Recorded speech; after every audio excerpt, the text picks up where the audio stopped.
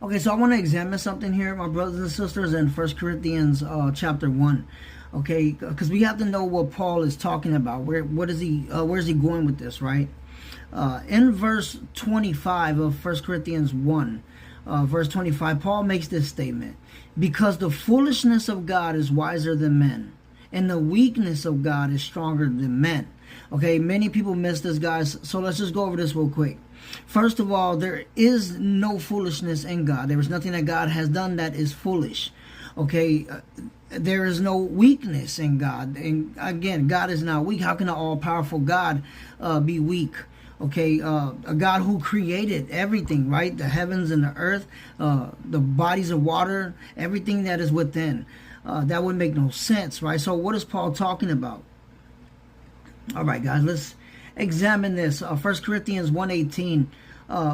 Listen to what he says. For the message of the cross is foolishness to those who are perishing, but to us who are being saved, it is the power of God. So what Paul is saying is that this foolishness that they deem to be foolishness, those who don't believe, those who are perishing, right? Those who are under the sway of the enemy, the devil, Satan, right? It is foolishness to them. So he's speaking in that way.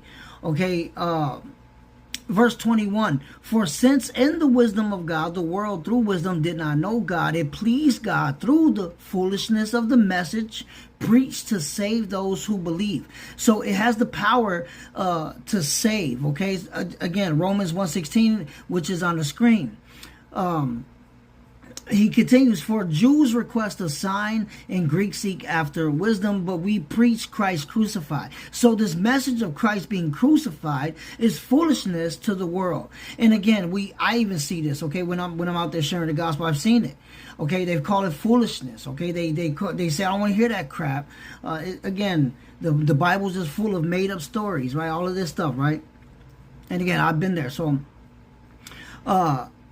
but to those who are called, both Jews and Greeks, Christ, the power of God and the wisdom of God. Again, he's making a point that this foolishness that the world deems to be foolishness is actually the wisdom and the power of God, because to those who believe, it has the ability to save that soul, which is why Christ came. Okay, amen.